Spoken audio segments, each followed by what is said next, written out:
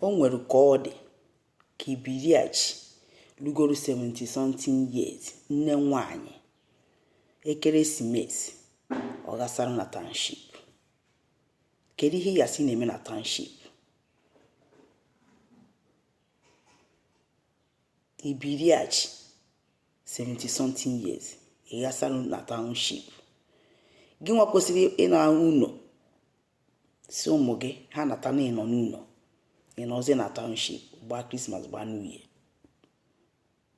Kedu ihe na-akọwara ụmụazị? Ịnọ n'ebe anyị na-atụ ọda isi ha ejekwara ebe a, ha ejekwara ebe na-ajụzi ụmụ gị ahụ ndị nọ n'ụlọ ha ejere ebe a, ka ihe nọ na township eme. Ọ gị kwesịrị ịnọ n'ụlọ kpọghasị ha nataba n'ịnọ ya. Ị na-egosi ha some kind things. Imerọ ka nne adị eme etu ahụ, nwafọ Igbo adị eme etu ahụ.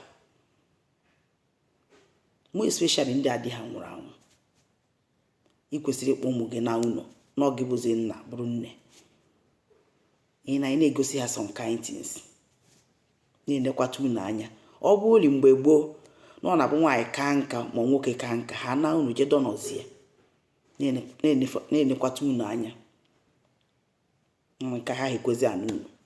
Ị gasara na township agadi nwaanyị 70 something years. Kedu ihe ị na-asị ị na-eme ebe ahụ? Ọ bụrụ na ị rụtara unu, ịtọgodo unu ahụ. Christmas ị na ụlọ. Ọ ka nwafọ Igbo si eme. Ị nọrọ ị na-eje ihe kwesịrị ihe eje, ihe ndị ijebe ha na. Gosisi ụmụazị some kind things. Na ọ bụ ihe ị na-atụ ọda. Jekwanụ bụ onye a, jekwa ebe a, bakwa ebe a, ijekwara ebe a. Kedu ihe nọ township eme? Mma nnukwu ka ihe nọ na township eme. Olu na ka ya na village.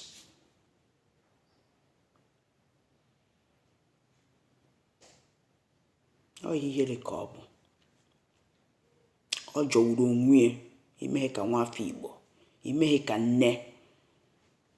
Ị gasalụ na ozi na-atụrụ ha ọda ebe ha yeje na ebe ha yeje bịa na township. Ọ bụrụ ka nwafọ Igbo si eme. Ụmụ agbọghọ nọrọ na township, gị nwa agadi nwa eso nọrụkwa. Agadi nwa ya ha eme etu a. Gbanwee agwa gị n'ọjọka. Ma nnukwu bụ etu a ka nne si eme.